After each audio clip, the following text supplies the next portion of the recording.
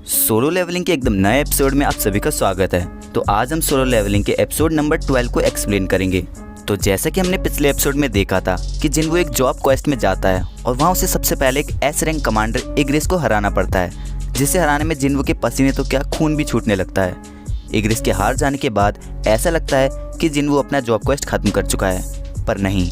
तभी वहाँ अचानक से बहुत सारे पोर्टल्स खुल जाते हैं जिसमें से बहुत सारे आर्मर नाइट्स निकलने लगते हैं। जिन्वो नाइट से लड़ते लड़ते काफ़ी ज़्यादा थक जाता है और तभी वो उस टेलीपोर्टेशन स्टोन का यूज़ करने के लिए उसे बाहर निकालता है, पर उसकी किस्मत तो कुछ और ही इशारा कर रही थी।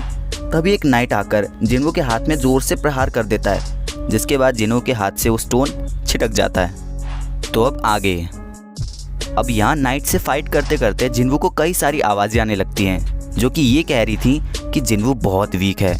ई रैंक गेट में जाने के बाद भी वो एक अकेला हंटर था जिसे हॉस्पिटल जाना पड़ा। तभी वहाँ जिन्वो का पास्ट सेल्फ वहाँ आ जाता है और बोलता है, तुम्हें वही मिल रहा है जो तुम डिज़र्व करते हो।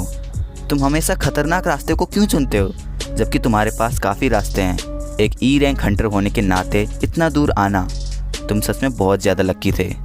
ये सुनकर तो जिन्वो बहुत चक्का हो जाता है। जिन्वो का ओल्ड सेल्फ वापस बोलता है, मुझे विश्वास नहीं हो रहा कि हम दोनों बिल्कुल सेम हैं।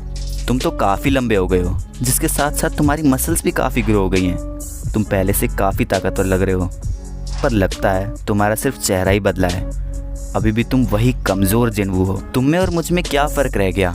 तुमने खुद ही मौत को बुलावा दिया है। ई रैंक हंटर संग जिन्वो, तुम हमेशा यही रहोगे। साहस कुछ भी नहीं है अगर तुम अपनी जगह भूल जाओ। खुद ही के ओल्ड सेल्फ की बातें सुन जिन्वो का माथा गर्म होने लगता है और मौके पे चौका मारते हुए एक नाइट जिन्वो के सिर को जोर से जमीन पे पटक देता है। जिन्वो का ओल्ड सेल्फ फिर से कुछ कहता है, तुम्हें अभी भी बहुत लंबा रास्ता तय करना है, बहुत से लोग को मारना है और बहुत से बलिदान भी करने हैं, जिसमें उसे अपने दोस्तों व फैमिली को भी दूर छोड़ना होगा। और तभी सिस्टम से एक मैसेज आता है। जिन्वो जॉब क्वेस्ट के चक्कर में डेली क्वेस्ट करना तो भूल ही जाता है, जिसकी वजह से सिस्टम उसे पेनल्टी जोन पे टेलीपोर्ट कर देता है। वहाँ पर जिन्वो स्टोर से कुछ पोशंस को बाय कर लेता है क्योंकि उसके पास अब बहुत सारे गोल्ड कॉइन्स आ चुके हैं। उन पोशन से जिन्वो के फैटिक लेवल में सुधार तो आता है, पर वो अपना एचपी इंक्रीज नहीं कर पाता क्योंकि उसे जॉब क्वेस्ट में ऑलरेडी काफ़ी गंभीर चोट आ चुकी है। जिन्वो ये सोचता है कि अब उसे एचपी बढ़ाने के लिए या तो वेट करना होगा जिससे एचपी नेचुरली हील अप हो जाए, या तो उसे अपना लेवल अप करना होगा।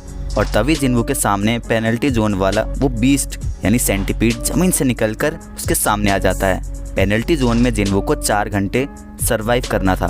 जिन्वो सेंटीपीड से लड़ते लड़ते कह रहा था कि हर दर्द मुझे और भी ज़्यादा ताकतवर बनाएगा। जिसके बाद हमें जिन्वो की बहन जिना को दिखाया जाता है, जिसकी नींद रात के 3:40 पे खुल चुकी है क्योंकि उसे एक वियर्ड सपना आया था। जिना को पता चलता है कि जिन्वो यानी उसका भाई अभी तक घर नहीं लौटा।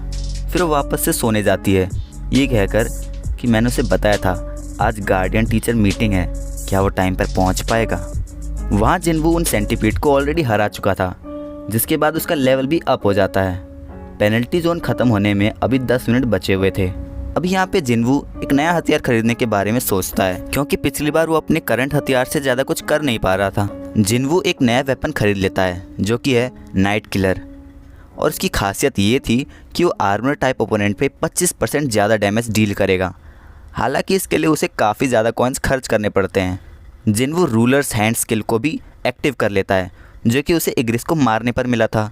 उस स्किल की मदद से वो किसी भी फिजिकल ऑब्जेक्ट को बिना छुए मैनिपुलेट कर सकता है, और इस स्किल के लिए जिन्वो को अपना माना भी यूज़ नहीं करना पड़ेगा, पर अभी वो बस छोटे ऑब्जेक्ट को ही मैनिपुलेट कर सकता था। अब जिन्वो पेनल्टी जोन में 4 घंटे सर्वाइव कर चुका था, जिसके बाद वो सीधा अपने जॉब क्वेस्ट में टेलीपोर्ट हो जाता है। हम देखते हैं कि ये लोग अब जेजो आइलैंड पहुंचने वाले हैं, पर रास्ते में उन्हें बहुत सारे माना सोर्स डिटेक्ट होते हैं और उसे देख वो काफ़ी ज़्यादा शॉक भी हो जाते हैं। जिन्वो अपने न्यू वेपन नाइट क्लियर की मदद से उन नाइट्स को काफ़ी आसानी से ढेर कर पा रहा था। जिन्वो नोटिस करता है कि इतने सारे नाइट्स को मारने के बाद भी उसका लेवल अप नहीं हो पा रहा। जिन्वो साथ साथ में ये भी देखता है कि जो मेजेस हैं वो बस वहाँ खड़े होकर जादू मंत्र फूंक रही हैं, उस पर अटैक नहीं कर रही। तभी जिन्वो के दिमाग की बत्ती जल जाती है और उसे समझ आता है कि मेजेस का काम इन नाइट्स को समन करना है, जिसे मेजेस अपने हथियार के रूप में इस्तेमाल कर रही हैं। अब यहाँ जिन्वो का मेन टारगेट मेजेस बन चुके थे।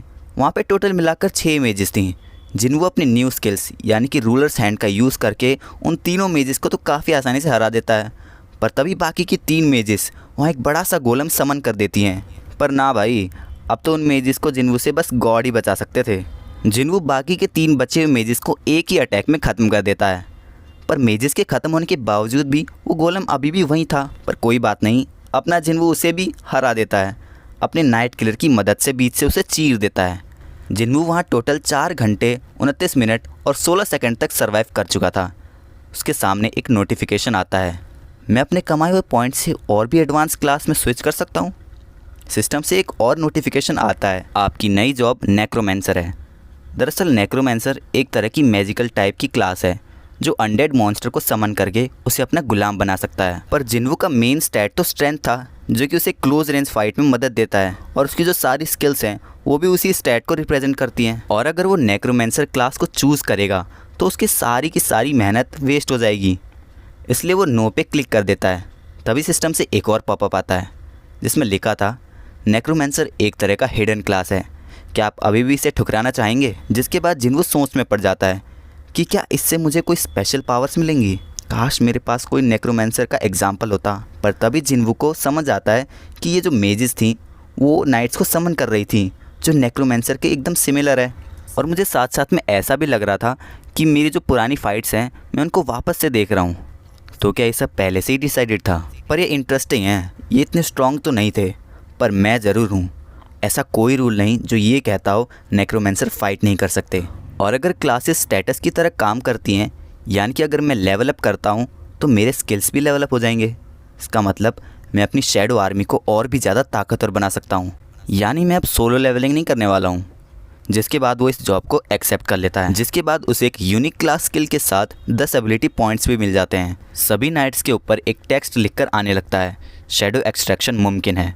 जिसके बाद सिस्टम उस शैडो एक्सट्रैक्शन स्किल्स के लिए जिन्वू को एक कमांड वर्ड रखने को कहता है। और थोड़ा सोचने के बाद जिन्वू उस कमांड को अराइज नाम दे देता है, और जिसे बोलते ही वहाँ जिन्वू के सामने नाइट्स के शैडो निकलकर उसके सामने खड़े हो जाते हैं। शैडो एक्सट्रैक्शन और शैडो स्टोरेज उसकी न्यू यूनिक स्किल्स।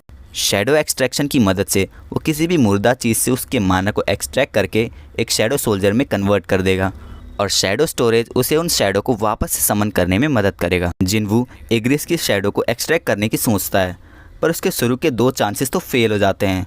अब उसके पास बस लास्ट चांस ही था। नाइट कमांडर एग्रिस, तुम एक वॉरियर हो, अपने दुश्मनों को इस स्वॉर्ड से काटना तुम्हारा लाइफ का पर्पस होना चाहिए। क्या तुम अपनी स्वॉर्ड ऐसे ही जंग लगने दोगे? अगर तुम्हें कोई ऐसा चाहिए जिसे तुम अपनी स्वॉर्ड डेडिकेट कर सको तो तुम मुझे सर्व करो, राइस। इस बार शैडो एक्सट्रैक्शन सफल हो जाता है। तुम सब अब